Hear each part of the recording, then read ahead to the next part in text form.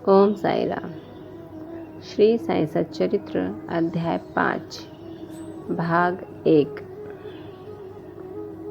जैसा गत अध्याय में कहा गया है, मैं अब श्री साईं बाबा के शिरडी से अंतर्ध्यान होने के पश्चात उनका शिरडी में पुनः किस प्रकार आगमन हुआ इसका वर्णन करूंगा।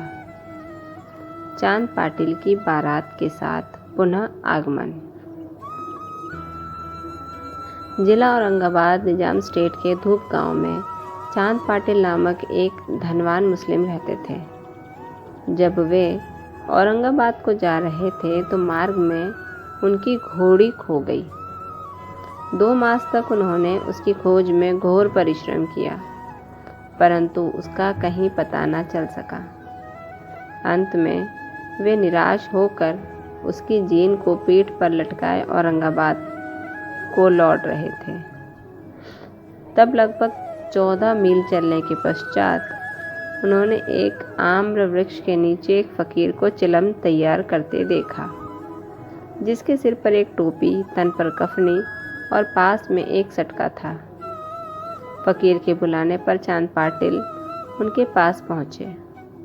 जीन देखते ही फकीर ने पूछा, ये जीन कैसी? चांद पाटिल ने निराश के स्वर में कहा, क्या कहूँ, मेरी एक घोड़ी थी, वो खो गई है और ये उसी की जीन है। फकीर बोले, थोड़ा नाले की ओर भी तो ढूंढो।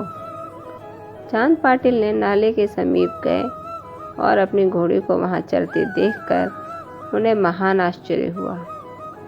उन्होंने सोचा कि फकीर कोई सामान्य व्यक्ति नहीं, वरन कोई उच्च कोटि का मानव दिखलाई पड़ता है। घोड़ी को साथ लेकर जब वे फकीर के पास लौटकर आए, तब तक चिलम भरकर तैयार हो चुकी थी। केवल 2 वस्तुओं की और आवश्यकता रह गई थी। एक तो चिलम सुलगाने के लिए अग्नि और दूसरा साफी को गीला करने के लिए जल। फकीर ने अपना चिमटा भूमि में घुसेड़कर ऊपर खींचा तो उसके साथ ही एक प्रज्वलित अंगार बाहर निकला और वो अंगार चिलम पर रखा गया। फिर फकीर ने सटके से ज्यों ही बलपूर्वक जमीन पर प्रहार किया, त्यों ही वहां से पानी निकलने लगा और उसने साफी को भिगोकर चिलम को लपेट लिया। इस प्रकार सब प्रबंध कर फकीर ने चिलम पी और तत्पश्चात चांद पाटिल को भी दी। यह सब चमत्कार देखकर चांद पाटिल को बड़ा विस्मय हुआ। चांद पाटिल ने फकीर से अपने घर चलने का आग्रह किया। दूसरे दिन चांद पाटिल के साथ फकीर उनके घर चला गया और वहां कुछ समय तक रहा। पाटिल धूप गांव का अधिकारी था। उसके घर पर अपने साले के लड़के का विवाह होने वाला था और बारात शिरडी को जाने वाली थी। इसलिए चांद पाटिल शिरडी को प्रस्थान करने का पूर्ण प्रबंध करने लगे। फकीर भी बारात के साथ चल दिया।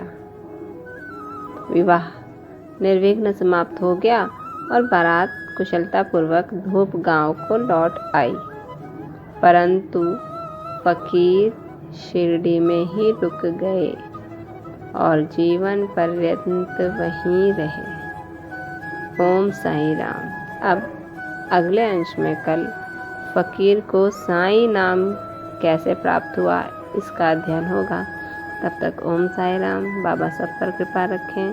ओम साई राम।